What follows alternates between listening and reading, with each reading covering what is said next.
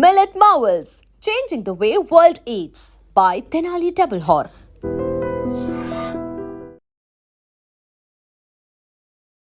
నమస్కారం, welcome to I dream. మన సంస్కృతి కార్యక్రమానికి స్వాగతం. నేను మీ విజిత. ప్రస్తుతం మనం ఉన్నాము హైదరాబాద్ బంజారా హిల్స్ లోని హరే కృష్ణ గోల్డెన్ టెంపుల్ దగ్గర. ఇక్కడ కృష్ణుడికి ఎలాంటి విశేషమైన పూజలు కార్యక్రమాలు జరుగుతూ ఉంటాయో మనం లోపలికి వెళ్ళి ఒక్కసారి చూసేద్దాం. దాంతోపాటు ఇక్కడ స్వయంభూ లక్ష్మీ నరసింహస్వామి ఆలయం కూడా ఉంది. దాని గురించి కూడా అడిగి తెలుసుకునే ప్రయత్నం చేద్దాం. పదండి.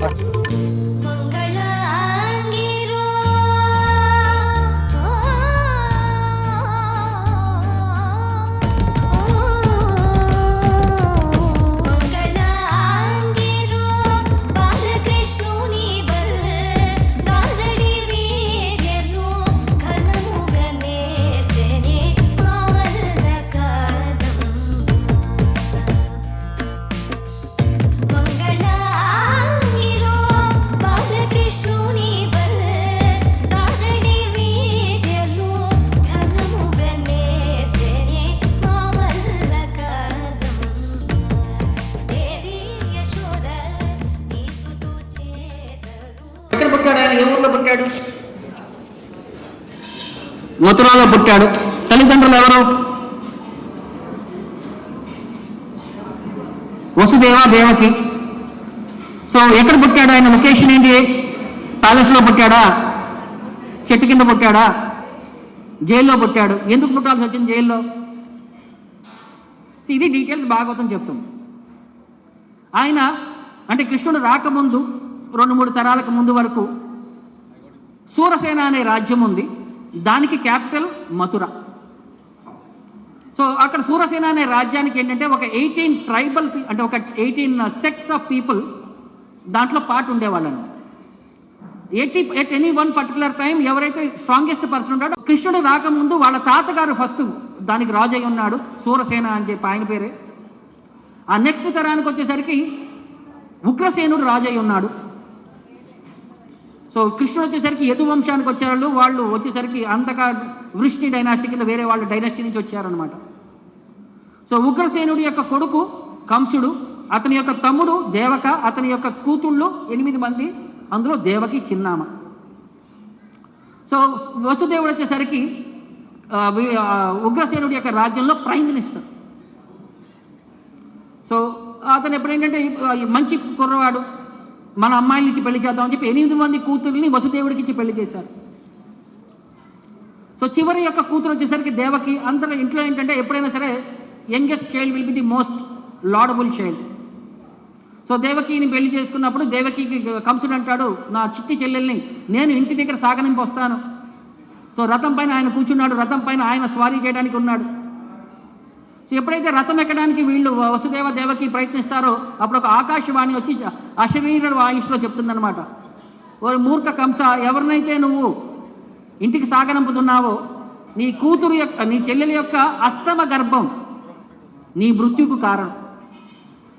ఈ మాట విధంగానే అప్పటి వరకు చూపించిన ప్రేమ, అనురాగం, ఆప్యాయతలన్నీ మాయమైపోయినాయి. ఒక ఖడ్గం తీసుకున్నాడు, చంపడానికి రెడీ అయిపోయాడు.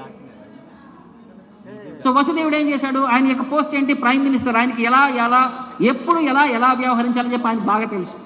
సో ఇమీడియట్గా సిచ్యువేషన్ సేవ్ చేసుకోవాలి, భార్యను కాపాడుకోవాలి. సో ఏమంటాడు కంసుడికి? ఏమంటాడు? నీకు హాని ఎవరి దగ్గర నుంచి? దేవకి నుంచా? దేవకి సంతానం నుంచి. సో దేవకి దగ్గర నుంచి నీకు హాని లేదు, అది కూడా 8వ సంతానం నుంచి హాని. ఇప్పుడు చంపితే ఏమవుతుంది? నీకు అప్రతిష్ట అవుతుంది.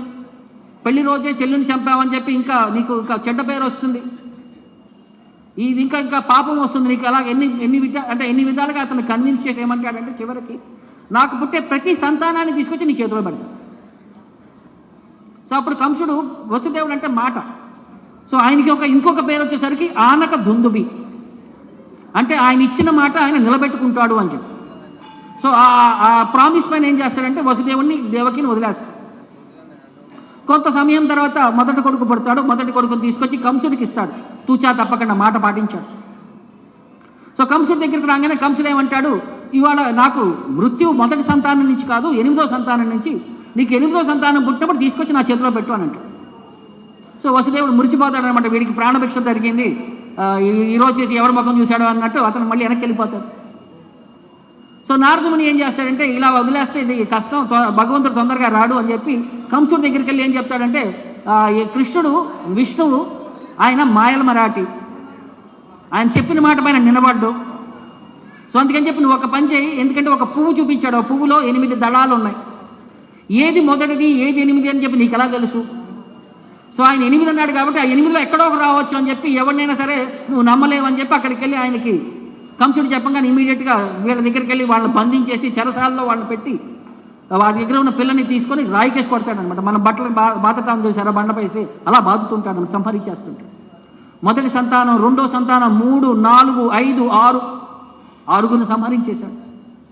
ఇక 7వ సంతానం వచ్చింది, 7వసారి గర్భవతి అయింది దేవకి. ఈసారి ఉంది కడుపులో ఎవరు? బలరాముడు.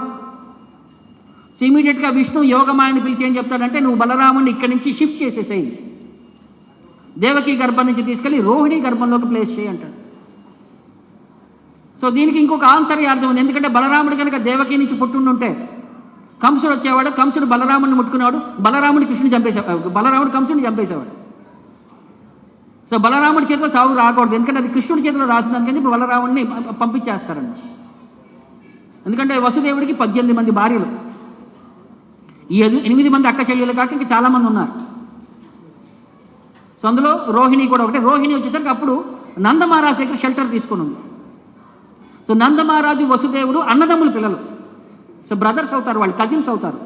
ఒకళ్ళేమో వైశ్య సంపద నుంచి వచ్చారు, ఇంకొకళ్ళేమో క్షత్రియ సంపద నుంచి వచ్చారు. సో అందుకని చెప్పి ఆ ఫ్రెండ్షిప్, ఆ రిలేషన్షిప్ ఉండటం వల్ల ఒక భార్యను అక్కడ పెట్టాడనమాట షెల్టర్ కోసం. రోహిణి బృందావనంలో ఉంది. సో అందరూ ఏమనుకున్నారు, మిస్క్యారేజ్ అయిపోయింది అనుకున్నారు. 7వ సంతానం, మళ్ళీ ఇక 8వ సంతానం గర్భవతి అయింది. ఇక కంసుడు కూడా కలిసిపోయింది, ఈమెలో రూపురేఖలన్నీ మారిపోయినాయి, ఈమె చాలా అట్రాక్టివ్ అయిపోయింది, చాలా డివైన్ పర్సనాలిటీ అయిపోయింది. ఇక భయం మొదలైపోయింది, మృత్యు వస్తుంది, ఎప్పుడైనా రావచ్చు, ఎప్పుడైనా నన్ను సంహరించవచ్చు అని చెప్పి ఇక ఒక యాంగ్జైటీలో ఉన్నాడు. సో దేవతలందరూ కూడా వచ్చి గర్భస్థుతి చేస్తారు, కడుపులో ఉండే భగవంతుడికి ప్రేయర్స్ ఆఫర్ చేస్తారు. సో తర్వాత ఈ శ్రావణ మాసం అష్టమి తిథి అర్ధరాత్రి భగవంతుడు దర్శనం ఇస్తాడు వాళ్ళకి, చతుర్భుజ రూపంలో విష్ణువులాగా దర్శనం ఇచ్చాడు. దర్శనమిచ్చి వసుదేవ దేవకి ప్రేయర్స్ ఆఫర్ చేస్తారు. తర్వాత ఒక చిన్న బాబులాగా తయారయ్యి వాళ్ళకి ఆజ్ఞాపిస్తాడనమాట, మీరు నన్ను నందగోకులానికి తీసుకెళ్ళి అక్కడ యశోదామాత ఇప్పుడే ఒక ఆడకూతురికి జన్మనిచ్చింది, మమ్మల్ని స్వాప్ చేసి ఆడకూతురిని ఇక్కడికి తీసుకొని రండి అన్నాడు.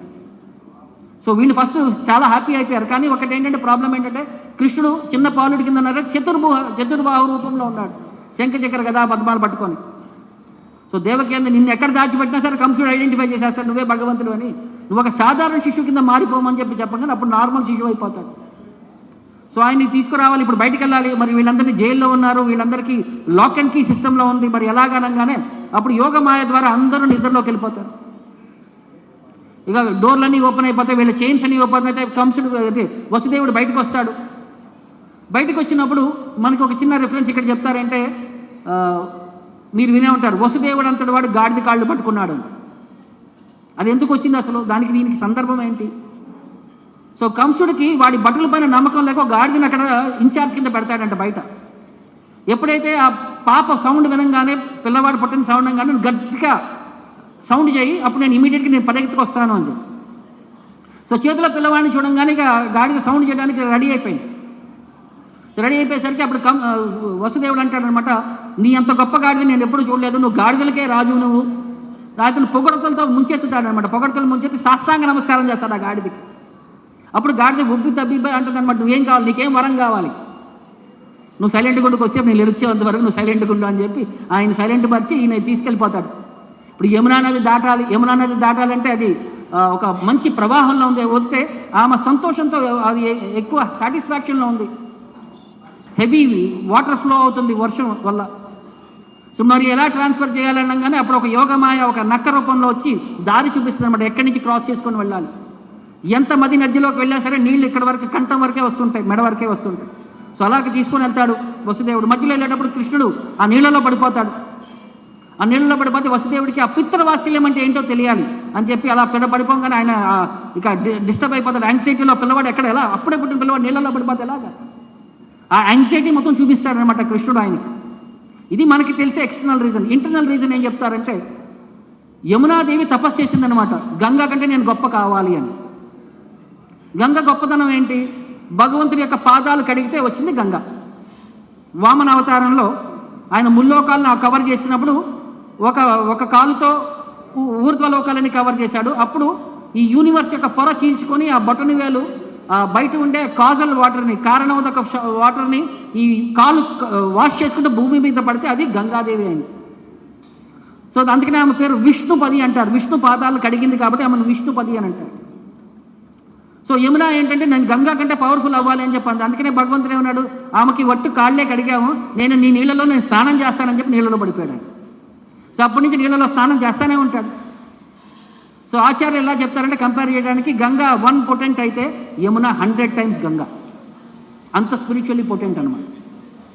సో అక్కడి నుంచి నందగోకులానికి వెళ్ళాడు. అక్కడ అప్పుడే ఆడపిల్ల పుట్టింది. ఆ యశోదామాతకి ఎవరికి స్పృహ లేదు, వాళ్ళందరూ నిద్రపోతున్నారు. పుట్టింది అమ్మాయి అబ్బాయి అని చెప్పి కూడా క్లారిటీ లేదు. సో స్వాప్ చేసేసాడు. అక్కడ పుట్టిన అమ్మాయిని తీసుకొచ్చాడు, అబ్బాయిని అక్కడ పెట్టేశాడు. సో వెనక్కి రాగానే మళ్ళీ అన్ని డోర్లన్నీ షట్ అయిపోయినాయి. మళ్ళీ ఇమీడియట్గా సౌండ్ వెళ్ళిపోయింది. పిల్ల అరవటం మొదలు పెట్టంగానే సౌండ్ వెళ్ళిపోయింది. కంసుడు పరిగెత్తుకుంటూ వస్తాడు. సో పరిగెత్తుకుంటూ రాగానే అక్కడ దేవకి చెప్తుందన్నమాట, పుట్టింది అబ్బాయి కాదు అమ్మాయి, అమ్మాయిని ప్రాణభిక్ష పెట్టు, నీకు కోడలు అవుతుంది, రేపొద్దున నీ కొడుకుకి భార్య అవుతుంది అని అన్ని విధాలుగా ప్రయత్నిస్తుంది. కానీ కంసుడు మాట వెండు. ఆ పాపను చేతిలో లాక్కొని ఆమెని సంహరించడానికి ప్రయత్నించినప్పుడు ఆయన చేతిలోంచి జారిపోతుంది ఆమె పాప చేతుల్లోంచి జారిపోయి ఆకాశంలోకి వెళ్ళి ఆమె 10 చేతులతో దర్శనమిచ్చి దుర్గాదేవిలాగా వైష్ణవీదేవిలాగా దర్శనమిచ్చి చెప్తుందనమాట, నేను నిన్ను సంహరించేవాడు ఆల్రెడీ ఎక్కడో పుట్టాడు, very soon your death will come if not today అని చెప్పి వార్నింగ్ ఇచ్చి ఆమె అన్ని చోట్లకి డిఫరెంట్ నేమ్స్తో ఆమె ఎస్టాబ్లిష్ అయిపోయిందంటారు. వైష్ణవీదేవిలాగా కాశీలో అన్నపూర్ణ, మధుర మీనాక్షి, అలా చాలా ప్లేసెస్లో ఆమె తన ఫామ్ని ఎస్టాబ్లిష్ చేసుకుందని చెప్పి చెప్తారనమాట. సో తర్వాత ఇక కంసుడు వసుదేవదేవకి కాళ్ళ మీద పడి ప్రాధాయపడతాడనమాట, నన్ను క్షమించండి, నేను తప్పు చేశాను నేను. సో కర్మానుసారం జరగాల్సింది జరిగింది, దాన్ని మనం ఏం చేయలేమని చెప్పి అన్ని విధాలుగా ఇతను ఒక ఫిలాసఫీ మాట్లాడి వాళ్ళ దగ్గర నుంచి క్షమాపణ తీసుకొని ముందుకు వెళ్ళిపోతాడు. బయటికి రాగానే ఇమీడియట్గా వాళ్ళు రాక్షసుల అసోసియేట్ అందరూ చెప్తారనమాట, ఇప్పుడు మరి మృత్యు ఎక్కడ పుట్టింది, వాడిని ఎలా ఐడెంటిఫై చేయాలి, వాడిని సంబంధించాలి. సో ఒక్కొక్క రాక్షసుని పిలుస్తాడనమాట. ఫస్ట్ పూతనాన్ని పిలిచాడు, చెప్పాడు ఎవరైతే 15 రోజుల్లోపు పుట్టిన పిల్లలందరినీ ఈ చుట్టుపక్కల గ్రామాల్లో అందరినీ సంహరించేసేంటారు. సో పూతన వస్తుంది, అన్ని చోట్లకు వెళ్తుంది, చిన్న పుట్టిన పిల్లలందరినీ ఎత్తుకుని వెళ్ళిపోవడం, వాళ్ళకి సంహరించేయడం. సో కృష్ణుడు ఒకడు ఉన్నాడు అని చెప్పి ఈలోపు సెలబ్రేషన్స్ జరుగుతున్నాయి అని చెప్పి నందమహారాజ్ గురించి తెలిసింది. సో వాళ్ళ ఊరికి వచ్చిందనమాట, గోకులానికి వచ్చింది. బట్ ఆ వికృత రూపంలో వస్తే అందరూ ఐడెంటిఫై చేసేస్తారు అని చెప్పి ఒక దివ్యమైన సుందరి రూపంలాగా వచ్చింది. సో ఆ ఊర్లో వాళ్ళందరూ కూడా ఆమె రూపాన్ని చూసి వీళ్ళందరూ కూడా క్యారీ ఓవర్ అయిపోతారనమాట. సో వాళ్ళందరూ కూడా అడుగుతారనమాట, ఎక్కడికి వెళ్ళాలి నువ్వు అని అంటే, నేను యశోద వాళ్ళ ఇంటికి వెళ్ళాలంటే వాళ్ళు డైరెక్షన్ ఇస్తారు యశోదమాత వాళ్ళు. సో అక్కడికి వెళ్ళంగానే యశోదమాత అడుగుతామంటే, నువ్వు ఎవరు, ఎందుకు వచ్చావంటే, నేను ఒక దివ్య సుందరిని, స్వర్గలోకం నుంచి వచ్చాను నేను, నా చనుపాలు ఎవరైనా తాగితే వాళ్ళకి అమరత్వం ఉంటుంది అని అంటారు. సో ఇమీడియట్గా రెండో ఆలోచనలు ఎక్కడ తీసుకొచ్చి బాబుని ఆమె ఒళ్ళో పెడతారు. సో ఒళ్ళో పెట్టంగానే అక్కడ ఒళ్ళో నుంచి ఆమె పాలు ఇవ్వడానికి ప్రయత్నించినప్పుడు అక్కడ పాయిజన్ అంటించిందనమాట. సో ఆ పాలతో పాటు ఆయన ఆమె ప్రాణాన్ని కూడా లాగేస్తారు. సో దానికి ఇది ఎందుకు ఉదాహరణ ఎందుకు చెప్తున్నారంటే, కృష్ణుడితో మనం ఆయన చిన్నపిల్లవాడైనా సరే ఆయన భగవంతుడు అవ్వడానికి ఏం సపరేట్ ఎండివర్ చేయాల్సిన అవసరం లేదు. He is lord by default with no separate endeavour. So అక్కడ అంటే ఆయన చిన్న అంటే ఇవాళ ఒక ఏజ్లో వచ్చిన తర్వాత ఆయన భగవంతుడు అయ్యాడని కాదు, he is always God from day 1 itself. He showed his capacity. మనకి అది తర్వాత మళ్ళీ మనకి దీపావళి తర్వాత మనం చూస్తాం, గోవర్ధన పర్వతం లిఫ్ట్ చేశాడు. ఆయన దేంతో లిఫ్ట్ చేశాడు చెప్పండి? చిటికిన వేలు. ఏ చిటికిన వేలు? Left hand right hand? Left hand. Left hand వచ్చేసరికి మనకి వీకెస్ట్ హ్యాండ్, మన రైట్ హ్యాండ్ స్ట్రాంగెస్ట్ హ్యాండ్. అందులో చిటికిన వేలు అంటే ఇంకా వీకెస్ట్ ఫింగర్. దానిపైన ఎంటైర్ పర్వతాన్ని ఎత్తి పట్టుకున్నాడు. ఎన్ని రోజులు? 7 రోజులు. 7 రోజులు పట్టుకున్నాడు. ఒక ఇన్కన్వీనియన్స్ కూడా లేకుండా he took the entire shelter. Entire బృందావన వజ్వాసులందరికీ ఆయన షెల్టర్ ఇచ్చాడు, ఒక అంబ్రిల్లా లాగా. సో ఎందుకంటే ఇవన్నీ శాస్త్రంలో మనకి ఏం చెప్తున్నారంటే, హీ పర్ఫార్మ్స్ పాస్ట్ టైమ్స్. ఆయనకి ఇది సపరేట్గా ఒక కష్టపడాల్సిన ప్రయత్నం అవసరం లేదు. ఆయన న్యాచురల్గా స్వతహాగా ఆయన భగవంతుడు, ఆయనకి అన్ని కెపాసిటీస్ అన్నీ ఉన్నాయి, ఆయన ఆటోమేటిక్గా ఆయన పర్ఫామ్ చేయడు. సో మనం ఈ కృష్ణుడి గురించి ఇది తెలుసుకుంటే మనకేంటి బెనిఫిట్ అయ్యా అంటే, సో మనం కృష్ణుడి యొక్క భావంలోకి మనం వెళ్ళగలం, ఆ స్మరణలోకి వెళ్ళగలం.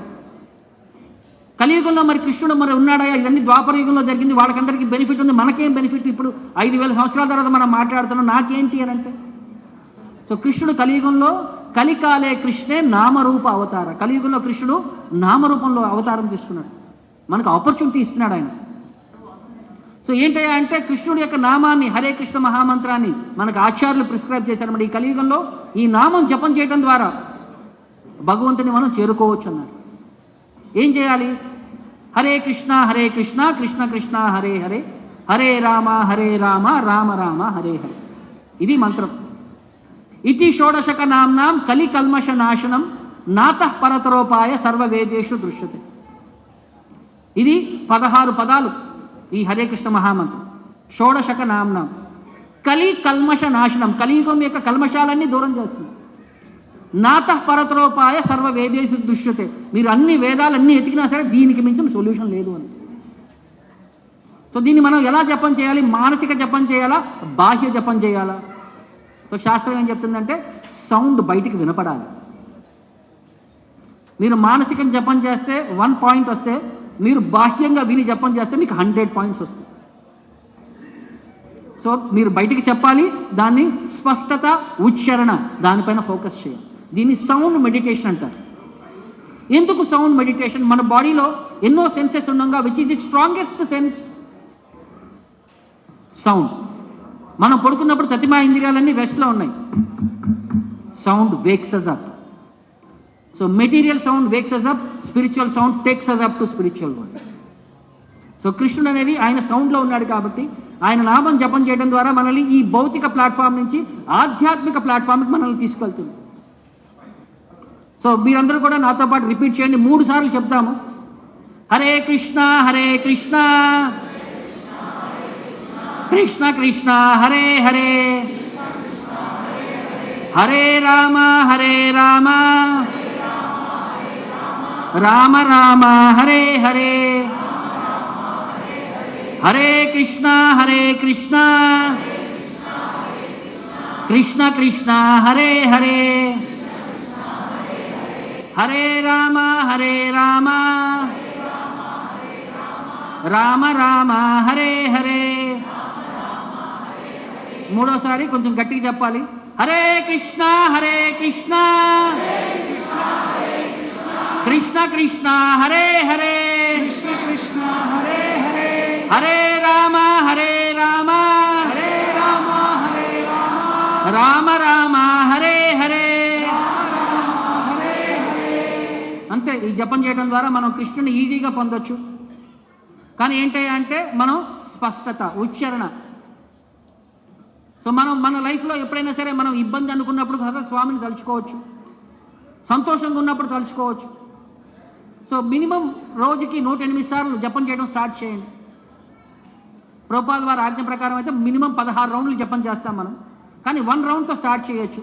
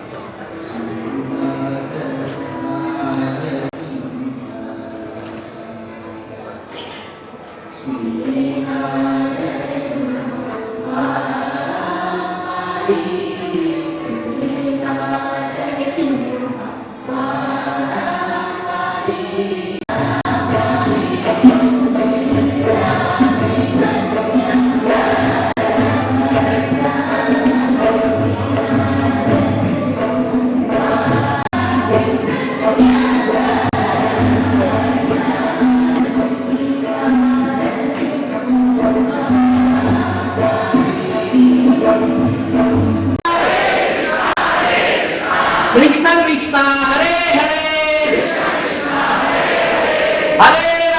हरे राम राम राम हरे हरे అంతే ఈ జపం చేయడం ద్వారా మనం కృష్ణుని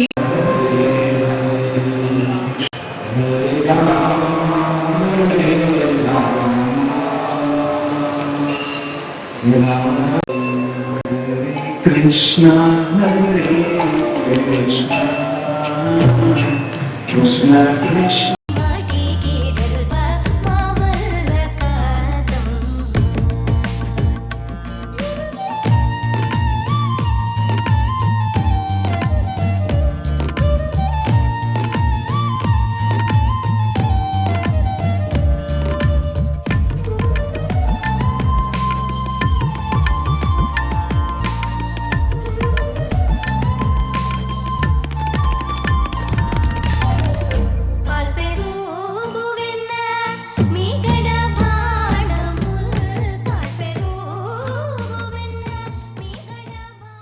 And for more videos, Please subscribe to iDream. Please subscribe to iDream. Please subscribe iDreams. And please subscribe to iDream.